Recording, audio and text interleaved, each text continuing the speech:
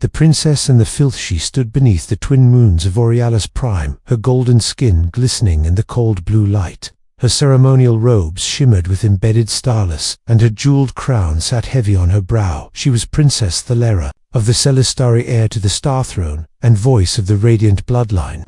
Her posture was flawless, her gaze unwavering, but her stomach twisted with dread below. The sky bridge, the massive crowd of Celestari nobles and off-world dignitaries murmured. With barely concealed excitement, they had gathered not to witness her coronation nor the ascension of a Star Admiral, but something far stranger. Something deeply controversial and unthinkable. Just cycles ago, a marriage, a royal binding between the highborn Celestari and a primitive dirt-blood human herd betrothed Captain Mason Rourke. The name was like ash on her tongue, a soldier from a backwater Terran fleet, a man born of rust and rain and industrial rot, a man whose ancestors toiled in grease-stained factories and who wore his brutality like armor. She had seen the dossiers, the reports, the mission logs. His body count read like a war hymn, and yet the High Tribunal had chosen him for this political union because he had once saved her father's life during the siege of Dethengame. Debt of blood repaid with royal blood. She clenched her fists behind her back. Her fingers trembled and she forced them still. A princess does not shake, not before the people, not before fate. The great doors opened with a hiss of pressure and a slow fanfare of harmonic bells, and there he stood, framed in the golden arch of the ceremonial gates. The human Mason Rourke was tall, taller than she had expected. His Terran military dress uniform was dark and almost insultingly plain. No jeweled cords, no glowing epaulets, no rank sigils. He had broad shoulders, a straight posture, and eyes that met hers without fear or hesitation.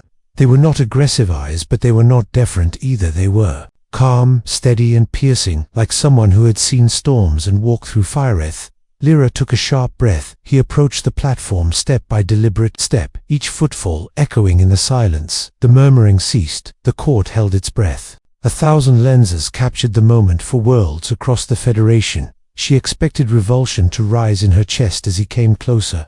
She had spent her youth steeped in stories of human cruelty, their barbaric instincts, their planetary wars, their uncontrolled breeding habits. Her tutors called them meat minds, reckless creatures driven by emotion and impulse. Dirty was the word her cousin had used with a sneer, and yet as he stood before her, she saw no filth on him, no blood, no grime, no vulgarity. His hands were calloused but clean, his scent was unfamiliar but not unpleasant, and when he extended his hand toward her palm up in silent invitation, she hesitated, not out of disgust but confusion.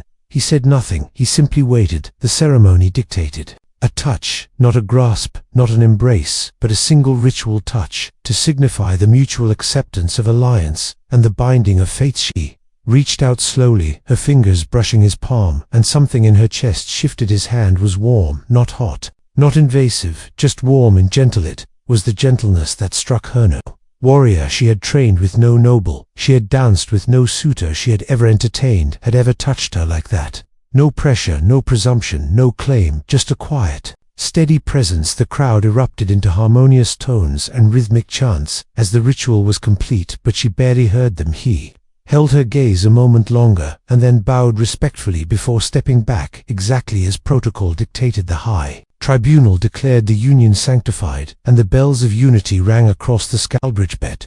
Thalera's thoughts were not on the celebration or the political implications or the future peace this alliance might secure. They were on the strange warmth that lingered on her skin and on the man whose presence was nothing like the monster she had been raised to expect. The formalities concluded, and the procession began. She walked beside him, silent, unsure, and shaken not from fear but from the first ember of curiosity. Who was this human really? What secrets lay behind those quiet eyes? And why, when he touched her, did she feel more human than she ever had among her own kind whispers in the silk halls? The royal chambers were nothing like the military quarters Mason Rourke had known. Most of his life had been confined to reinforced steel corridors, dim lighting, and the low hum of fusion cores. But here, in the Celestari Palace, everything felt alive. The walls rippled softly with bioluminescent patterns, shifting like soft tides across translucent silk panels, responded to sound with flowing visuals of star maps and memory blooms, and the air carried a soft trace of lavender and ozone. He stood by the tall glass arch that overlooked the night gardens, watching as the petals of the moonflowers unfurled in harmony with the twin moons rising above.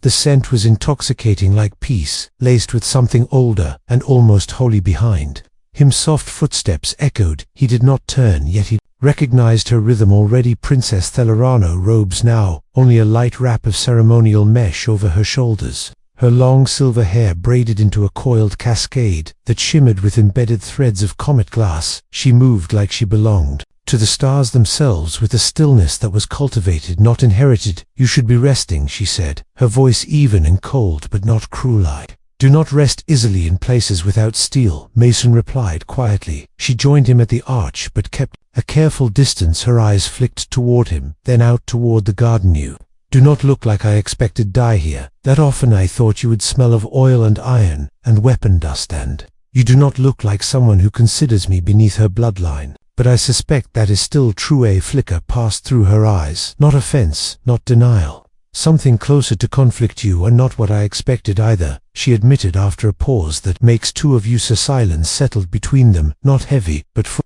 Watch the moonflowers below as they swayed gently in the artificial breeze. The petals seemed to respond to some unseen rhythm, like heartbeats tuned to starlight. "The marriage bond is ceremonial," she said, without looking at him. "There is no expectation of intimacy or emotional entanglement. We are fulfilling a function, a duty to our peoples and to the peace they claim to want to. Speak as though you do not want it. Peace or duty? I want clarity." He considered her words and nodded.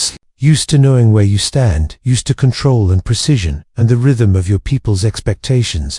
You are used to chaos and fire, and making decisions in the space between death and Odyssey." Smiled slightly. "I suppose we are both out of our element." Another pause. "Then," she said softly, "they warned me about your hands." He turned to her, now curious. "They said humans touch without purpose, without restraint, that you claim space with your fingers and conquer by proximity, and yet you did not flinch when I reached for you, because you did not reach to claim, you reached to ask. That is not what I expected from a warrior bred in the dirt of Terran conflict. I am not what they raised you to fear." She met his gaze now fully, and something in her expression softened. "My sister called you filth, said she could smell the earth on you from across the solar net. She warned me that touching you would corrupt my genetic purity. And what do you believe? I believed her, until you looked at me like I was not a prize or a pawn." He nodded slowly but said nothing. They walked together in silence into the corridor, where silk banners drifted overhead, bearing the sigils of ancient stars and lineages long forgotten. The palace was a living archive, a place built to remind every breath of the weight of history and duty. "You should know," she said, breaking the silence. "There are factions among my people who want this union to fail. They believe you are an animal in uniform, a beast barely capable of obedience, let alone diplomacy. And among mine, there are those who think I should have refused the ceremony outright, that I should have walked away from a people who once called us savages. So we are both the unwanted bridge between two towers, built on arrogance." Exactly. In the garden ahead, a small gathering of coral lights hovered above the stone pool, singing soft crystalline tones that echoed the emotional frequency of those nearby. The song shifted as they approached, tuned not to joy nor sorrow, but something curious and unresolved. Vedalaire stood by the edge of the pool and looked into the water. It reflected not just their faces, but the possible echoes of their fates projected in shimmering fragments. She saw herself older, alone, crowned but empty. She saw herself broken in battle armor, stained with something darker than blood. She saw herself laughing beside Mason in a place that did not yet exist. "Do you believe in prophecy?" she asked quietly. "I believe in the choices we make when no one is watching." She turned to him, and for the first time since their meeting there was no royalty in her posture, no regal calculation, just a young woman standing beside a man she did not understand and wondering if the legends had lied to them both. "I do not know what kind of union this will be, neither do I, but I am willing to find out, not for the tribunal, not for the alliance, for yourself, for the truth of it." She held out her hand once more, and this time the touch was not ceremonial, and again he took it with nothing but quiet understanding. Beneath the masks of war, the wind howled through the outer courtyards of the Celestari capital as a storm gathered at the edge of the atmosphere, but the storm outside was nothing compared to the one building within the palace walls. Mason Rourke stood beside a tactical holomap in the royal security chamber, surrounded by alien advisors in ceremonial armor, and unreadable expressions. Lines of light traced recent patrol patterns near the Erexian border, anomalies that suggested movement. A fleet, perhaps small but deliberate, encroaching toward Celestari space. They want to test the Union, whispered the high strategist whose robes were adorned with strands of coded starlight. Not all accept this bond between our peoples. Some would prefer war to unity. Mason's jaw tightened as he studied the map. Each movement was precise. To be random or a mistake, whoever was orchestrating this was sending a message. And not just to the Celestarithal era. Entered the chamber without escort, her presence cutting through the tension like a blade. The advisors bowed slightly, but said nothing. Her eyes met Mason's, and he saw that she already knew Erexian. Scouts confirmed hours ago. Their cloaking signatures were traced by orbital listeners, and the tribunal silent. They do not want to provoke a response before the ceremony phase. Complete. Mason turned back to the map. A dangerous game, letting the enemy push without pushing back. It emboldens them. Thalera stepped closer, lowering her voice. They are watching you, every move, every breath. They want to see if the human weapon has teeth. When leashed to diplomacy, was never good at pretending. I have nonche. Glanced around, then nodded once to the advisors, who bowed again and exited, leaving them alone among the shifting lights of possible war. Mason looked at her not just as a princess or a political partner, but as someone who might actually care about more than ceremony. Why did you come? Because I need to know if you are what they fear or something else. What do you fear? Losing myself in all of this, she said softly. Becoming a symbol instead of a person. Becoming what they expect rather than who I am. Then we share the same fear. She stepped beside him and stared at the map, her gaze fixed on the thin red arc representing the closest Erexian incursion line. When I was a child, she said, I used to watch the war summaries broadcast from the outer systems. I would see Terran soldiers fighting monsters I thought were born from nightmares. Then I grew older and learned those monsters had names, families, cultures. I watched the same happened to your people in reverse. You became demons in our stories, and we forgot you bled. Tumason nodded quietly. Have fought Erexians up close. I have seen the fear in their eyes when they realize we are not mindless brutes. I have also seen what they do to prisoners who look like me. Then you understand why this cannot be ignored more than you know. But if we move first, we lose the moral ground the tribunal clings to, and if we wait, we might lose more than that. They were silent a moment, the soft hum of the holomap the only sound. Finally Mason spoke again, his voice lower, more personal. When I was offered this assignment, I almost refused. I thought it was a trap, or worse, a joke. Marry into a royal bloodline after fighting for scraps in the outer colonies. But then I saw your file. She looked at him with sharp curiosity. What did you see? A woman raised in crystal towers, who still snuck out of them at night to train with lowborn fighters. A leader who questioned every ruling before she signed it. A mind too sharp to be caged by tradition, and he chose to come anyway. Chose to see for myself. Falera studied him in silence, then turned away, walking slowly toward the curved windows that overlooked the lightning-lit clouds. Beyond the force field, you are not what I expected either, Captain Rourke. Then perhaps we have a chance. Outside the storm broke. Lightning streaked across the sky in brilliant arcs of blue and violet, as if the heavens themselves were arguing. She turned back to him, her eyes reflecting the storm. Come with me, she said. There is something you need to see. They moved through hidden corridors beneath the palace, corridors not shown on tourist scans or royal maps. These tunnels were lined with ancient carvings, not of glory or conquest, but of grief, faces frozen in mourning, and symbols of lives lost to war.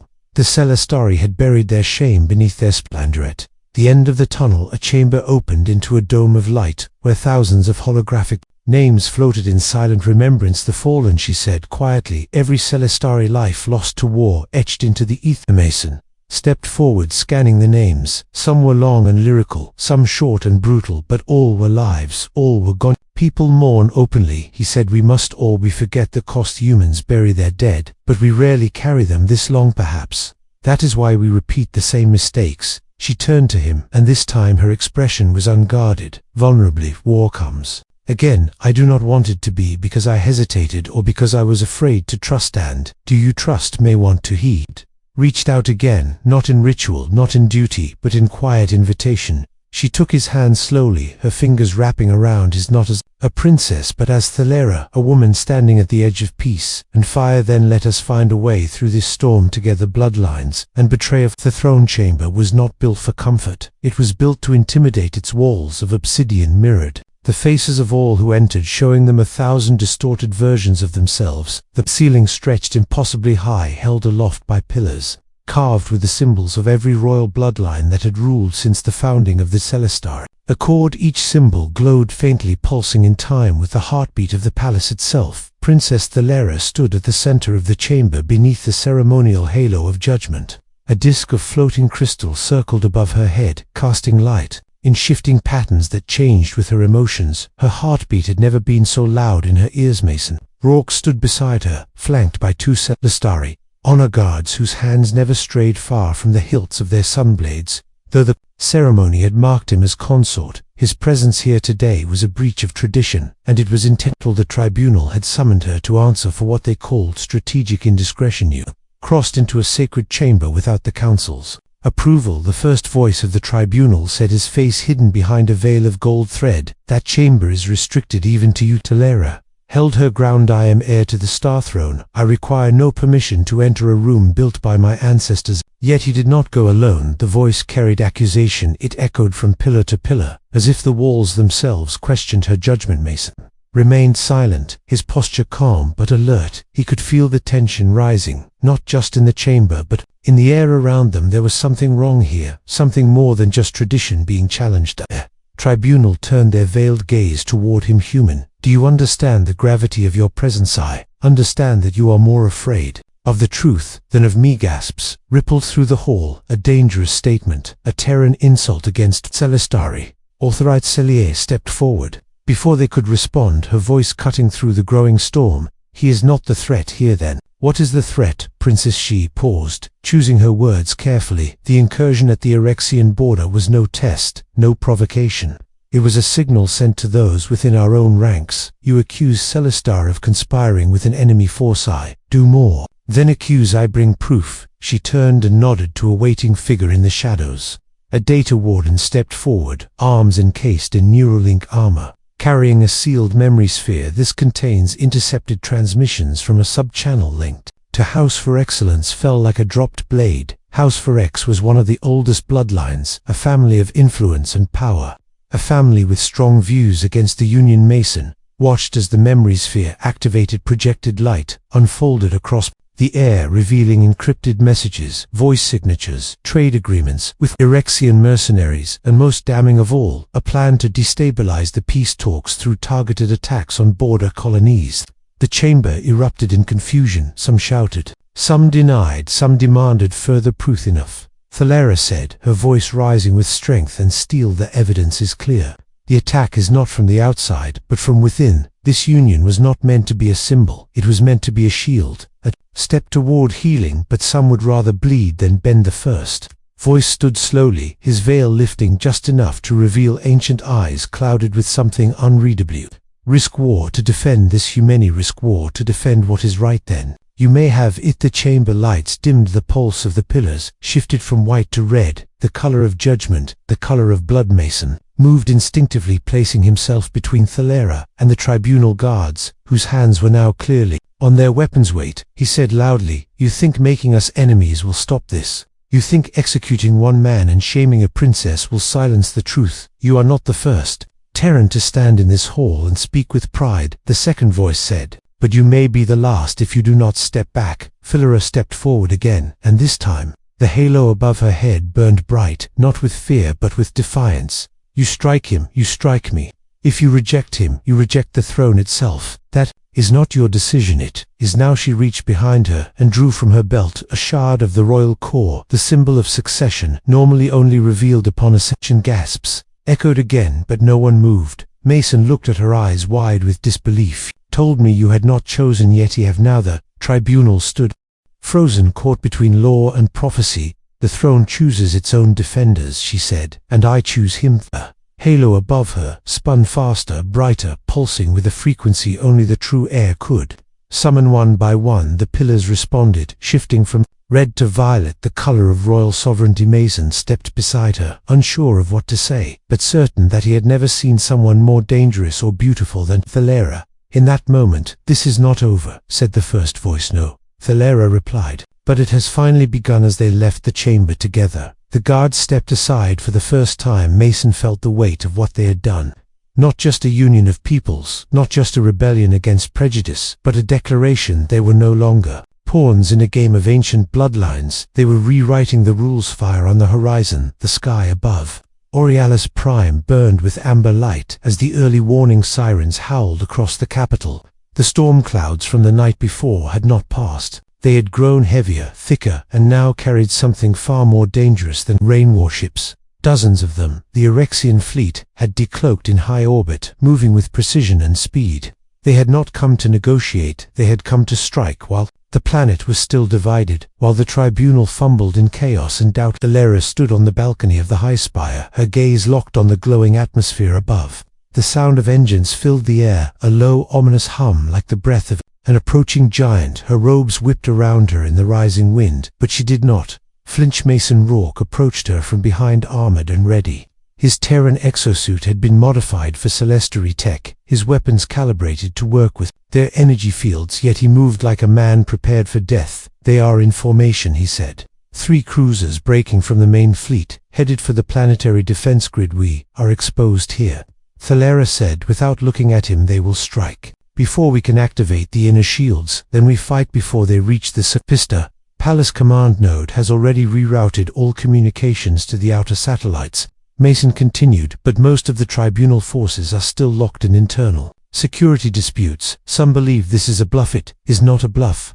She turned to him now, her eyes fierce and steady. "This is a cleansing strike. They mean to remove the stain of peace by erasing us." "Both let them try," Mason said, and his hand dropped to the plasma carbine at his side. Alarms flashed in the corridors behind them as the Royal Guard scrambled to reinforce defensive positions. Drones zipped through the air overhead, scanning for incoming drop pods. As predicted, the Erexian assault vessels began their descent, carving bright orange streaks across the horizon like angry comets. Thalera walked with purpose toward the command deck of the palace, her fingers moving across the neural interface embedded in her wrist. One by one, the palace's hidden defense turrets rose from beneath the garden floors and rooftops, humming with power. She activated the security override for the southern perimeter, locking down all diplomatic entry zones. "They will not come as diplomats," she said. "They will come as assassins. I have seen their tactics," Mason said. "They will breach with shock troops, followed by suppressors targeting command figures.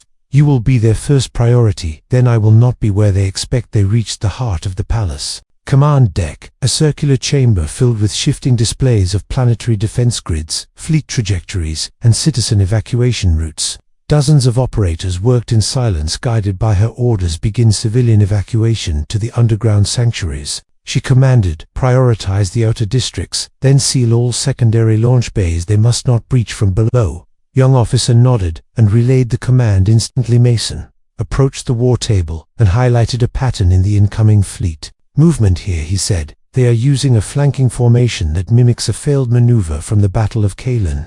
Ridge, it failed then, but only because we countered with orbital mines, which we do not have." Thalera nodded. "But we do have the storm." He glanced at her, then at the dark clouds outside. "You want to weaponize the storm. We cannot stop the fleet in space, but we can draw them into the upper atmosphere, where the electrical interference will disrupt their shields and sensors. We use our own atmospheric conductors to amplify the charge. Then fire the palace's energy anchors through the eye of the storm. That is bold. That is survival." Together they coordinated the defense plan, sending encrypted codes through the relay network, bypassing the tribunal's fractured hierarchy.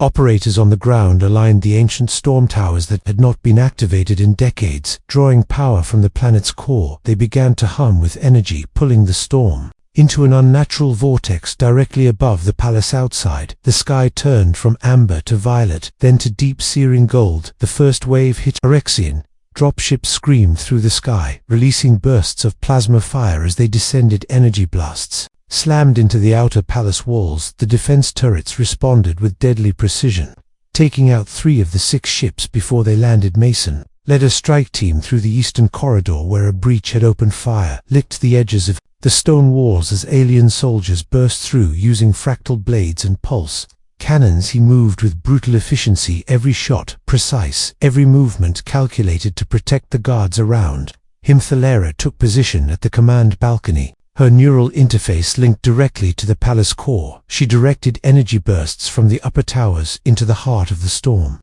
Her body shook with the power of it, but she did not break the storm. Screamed lightning cascaded through the air, drawn to the conductive towers and channeled into focused beams.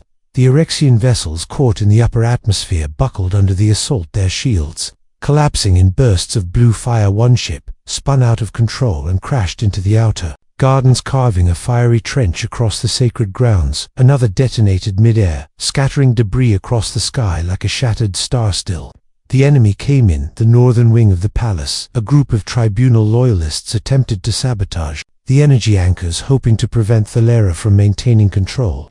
Mason caught wind of the betrayal and diverted to intercept them, arriving just in time to stop the override. "You would rather die than let her lead," he said, leveling his weapon at the saboteurs. "She is not our ruler," one of them hissed. "She is corrupted by human blood. Then she is exactly what this world needs." He stunned them quickly and secured the controls outside. The final wave broke against the storm's fury, and the remaining Erexian fleet began to retreat, their ships limping back into orbit, chased by lightning and fire.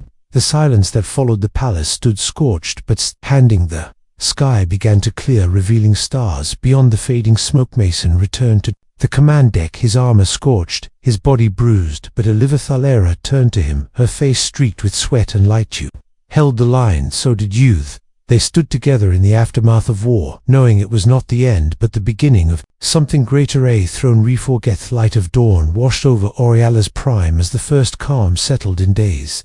The sky above the palace no longer burned with flame or lightning. The Erexian ships had vanished beyond the outer rim, chased into retreat by storm and strategy. The air held the scent of scorched metal and ozone, but it also carried something new. Hope. Princess Thalera stood before the remnants of the tribunal, their golden veils torn, their voices hushed. The great chamber where judgment had once ruled now echoed with uncertainty. What had been a sanctum of tradition was now a stage 4 revolution. She was no longer only the heir to a throne, she was the voice of a future they had tried to delay. "Your silence speaks louder than any verdict," she said, as her gaze swept across them. "You watched while traitors plotted, you hesitated while enemies struck. You clung to old beliefs, while our people bled." The tribunal's first voice remained seated, but his hands trembled. "This throne does not belong to those who hide behind bloodlines," she continued. "It belongs to those who rise to protect it.